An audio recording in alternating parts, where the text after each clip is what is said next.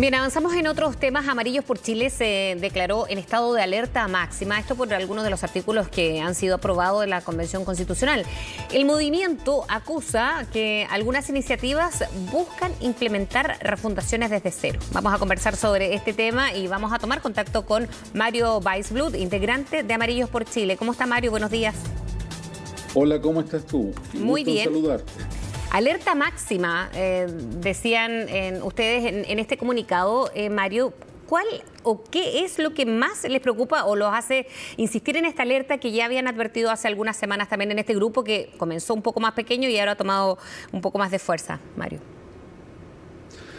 Mira, lo que pasa es que con el correr de los días y las semanas, cada día vemos más y más artículos concretos y específicos de la Constitución que se está desarrollando, que ya están aprobados en el Pleno, por cierto, con los cuales realmente el resultado va a ser prácticamente un desastre. Por eso lo estamos llamando alerta máxima.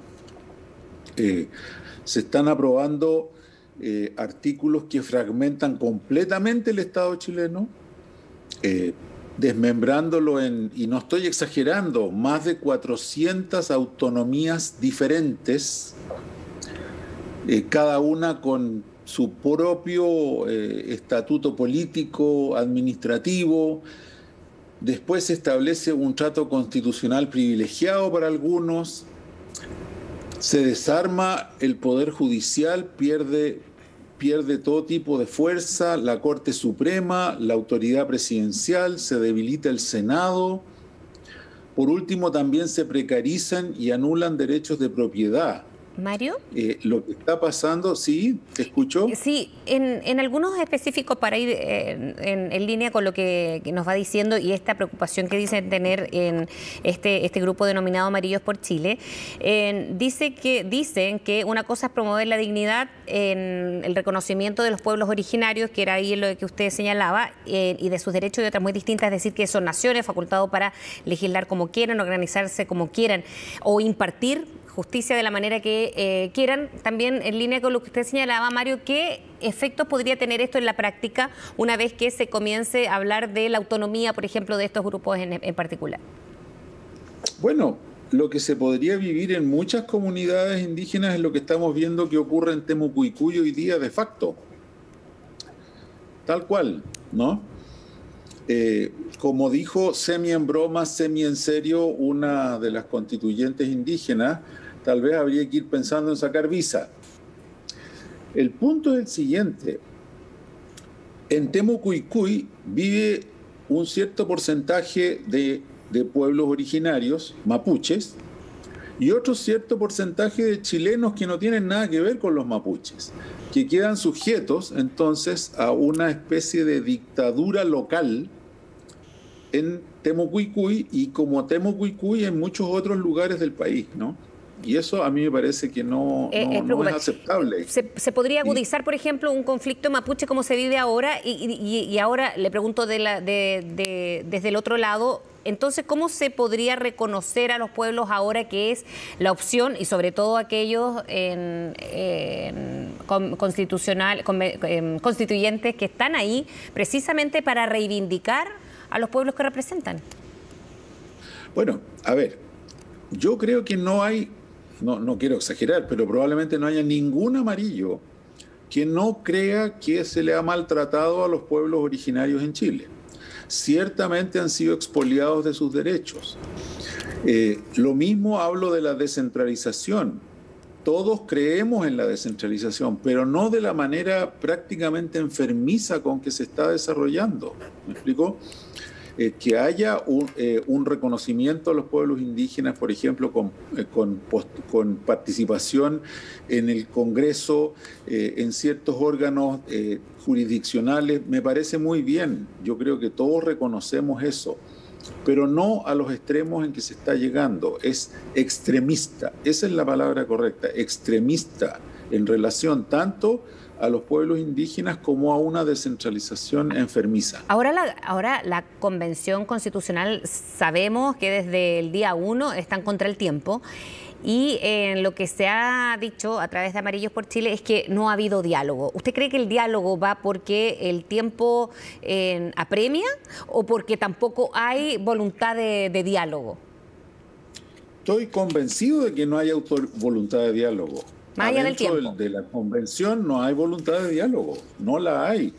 Y lo peor de esto, Fresia, es que podríamos terminar, puede ser posible, un apruebo en que lo apruebe el 51, 53% de la ciudadanía y otro 47% esté completamente en contra. Es decir, no están obteniendo una constitución para todos, están desarrollando una constitución para la mitad de Chile.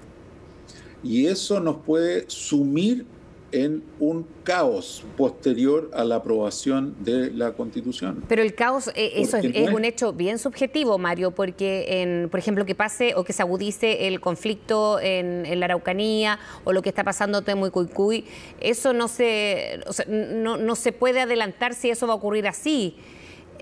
Lo del caos también es un hecho que podría ser como tampoco serlo. Por eso ahí le pregunto, ¿cuánto de esto hay o puede hacer daño, que es lo que se quejan del interior de la convención, estas advertencias que hacen desde algunos sectores?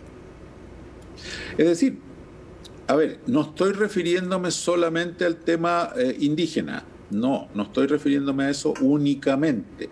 Estoy refiriéndome al hecho de que no hay ninguna intención dentro de la convención de escuchar las posiciones de la derecha. Por ejemplo, yo no soy de derecha, pero no hay ninguna intención de escucharlos a ellos. No hay ninguna intención de escuchar muchas veces a la centroizquierda tampoco. Por lo tanto, es este grupo que no quiere escuchar, sino que sacar una constitución a su pinta. Y esa constitución a su pinta por una mayoría, ojo, circunstancial que se dio en la convención, nos puede poner en una situación muy conflictiva en todo el país y no solamente en torno al tema indígena. Yo les suplico a los constituyentes que se escuchen un poco más unos a los otros para que se obtenga una constitución que sea la casa de todos. Fresia, mira, déjame decirte solo una cosa, te escucho de inmediato. No es buena la constitución que tenemos hoy. Es bastante mala. Se le ha ido parchando. Pero no queremos vernos obligados los chilenos a elegir entre una no buena constitución actual y una pésima, que es la que están produciendo. En términos económicos no te quiero ni decir los tremendos impactos que esto no solamente va a tener, sino ya está teniendo. Ya está cayendo la inversión casi a cero, ya se está generando desempleo por esa caída de la inversión. Declaran cosas tan absurdas como que no quieren que se firmen tratados internacionales, que se desconozcan los acuerdos vigentes, disposiciones sobre nacionalización de empresas que si se cumplieran sería un valor superior, escúchame bien, Fresia, a 100.000 millones de dólares. Mario. Expropiaciones de bienes, ¿sí? Dímelo. El sistema político, a ustedes, ¿cómo les preocupa en cuanto hoy día se tiene que ya definir el plazo para presentar la indicación sobre el sistema político y qué va a pasar, por ejemplo, con instituciones con el Senado? ¿Cree usted que el Senado debiese continuar o porque es uno de la piedra en el zapato que han tenido en esta comisión precisamente porque se le comenzaron a atribuir mucho de los roles que tiene en la actualidad, ¿no? La Cámara Alta. ¿Cree usted que debiese haber esta bicameralidad, que es lo que hasta ahora habría acuerdo, pero con un cambio profundo en el Senado como institución? Mira, yo creo que en eso es muy debatible. Pueden haber modelos de bicameralidad morigerada, por decirlo así, en que haya un Senado con un poco menos de atribuciones, pero la existencia de la segunda Cámara o Senado ha sido fundamental en Chile para mejorar el proceso legislativo. No sé si te recuerdas la cantidad de veces que se han visto verdaderas locuras emerger de la Cámara de Diputados y ha sido siempre el Senado el que ha permitido ordenarlas y morigerarlas. quitarle muchos dientes al Senado, a mí en lo personal me parece que no tendría ningún propósito constructivo. Además, Precia, ¿por qué estamos en una nueva constitución? Porque la gente quería mejores pensiones, mejor educación, mejor salud, y nada de eso se dice. Se está cambiando todo menos aquello que le preocupaba a la gente. Pero los artículos que se están aprobando ya pasan desde el Pleno, Mario, igual tiene una mayoría. Entonces, ahí donde es, porque los diálogos son antes y en todo lo que no se llega a acuerdo, no hay acuerdo nomás, pero se vota que a ustedes, a lo mejor muchas de esas propuestas o normas que se están votando, no les parezca, no tiene que ver con que no haya habido una mayoría. Estoy de acuerdo. Hay una mayoría de 100 algo contra 50 y algo. Estoy de acuerdo. Lo que sí creo que es importante que entendamos es que esa mayoría es perfectamente circunstancial. Se dio por un acuerdo político a presión el 15 de noviembre, pero en ese acuerdo político, si tú te fijas, la composición de la convención no tiene nada que ver con lo que después los chilenos votamos para el Congreso. En el Congreso está prácticamente pareado entre derechas e izquierdas y centro derechas y centro izquierdas, está pareado prácticamente. ¿Cómo se dio esto de que pocos meses después de que se elige la convención, los chilenos votamos en forma pareada por el Congreso? Yo insisto, yo creo que esta es una mayoría muy circunstancial que se debe en lo esencial a un error grosero de la derecha, por cierto. La derecha es la que decidió que no le gustaba la cosa, que votaron rechazo, y el 20% que votó rechazo después decidió que no tenía ganas de ir a votar.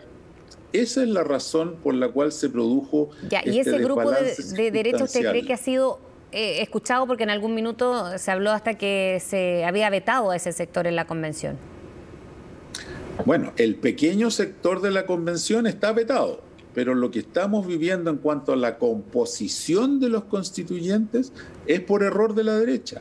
La derecha, básicamente la mitad de la derecha no fue a votar cuando fue la elección de constituyentes, porque decían, no, esto es el rechazo, yo no quiero ir a votar porque yo rechacé, ¿no? Se pusieron muy bonitos, ¿no? Pudorosos, y ahora estamos viviendo una constitución que no está balanceada respecto a lo que el propio Congreso está balanceado.